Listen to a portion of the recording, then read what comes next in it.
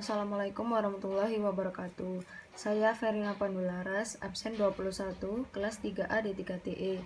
Saya akan menjelaskan tentang perawatan dan perbaikan dengan metode symptom function dalam rangkaian power supply 5 volt. Sebelumnya, saya akan menerangkan rangkaian pada power supply ini.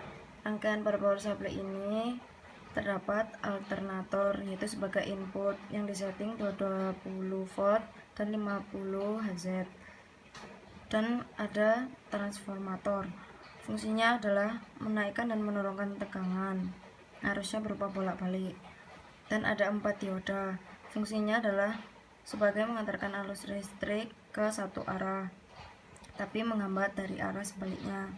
Kegunaan untuk penyarah disebut dioda bridge karena ada 4 dioda yang saling dihubungkan, atau jembatan penyarah ini adalah penyarah satu gelombang penuh bolak-balik menghasilkan tegangan DC.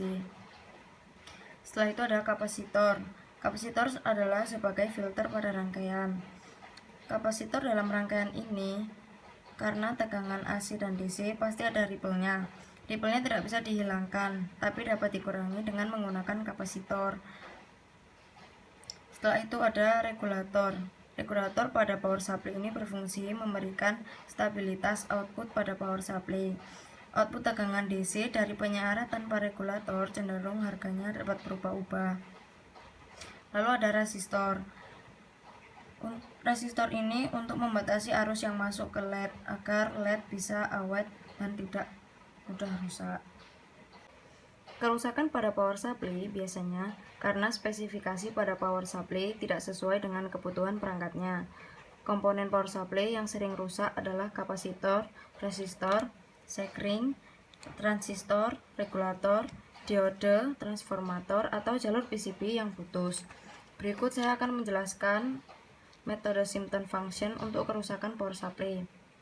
Yang pertama, lepas kotak power supply dari wadah, lalu cek fisik komponen elektronik, barangkali ada yang terbakar. Yang kedua, bersihkan bekas lem untuk memeriksa koneksi kabel dengan board jika ada kebocoran di sisi yang terkena lem. Periksa fuse pada masukan AC 220 volt di sumber listrik, lepas fuse dari soket, dan ukur menggunakan multimeter untuk mengecek apakah fuse putus atau tidak. Jika fuse baik tapi masih tidak bisa mengeluarkan tegangan DC, periksalah transistornya menggunakan multimeter. Jika salah satu rusak, sebaiknya mengganti kedua transistor tersebut. Langkah selanjutnya, lepaskan diode yang langsung meratakan arus listrik AC dengan menggunakan multimeter. Kadang terjadi kebocoran atau hubung singkat.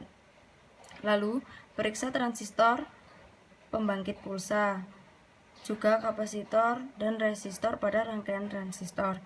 Jika rangkaian transistor bekerja dengan baik, maka seluruh hasil regulasi tegangan DC akan direset. Akibatnya, power supply tidak mengeluarkan DC sama sekali, maka harus mengganti transistor yang baru.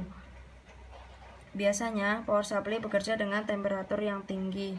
Ada kemungkinan menyebabkan solderan kaki komponen atau kabel terlepas. Jika ada yang lepas, maka diperbaiki atau disolder. Untuk komponen aktif, pengecekannya tidak bisa menggunakan multimeter. Caranya adalah dengan membandingkan IC yang normal pada power supply yang sejenis. Bila proses pemeriksaan dan penggantian komponen yang rusak selesai, maka coba hidupkan power supply dengan memasang beban. Terima kasih atas perhatiannya. Wassalamualaikum warahmatullahi wabarakatuh.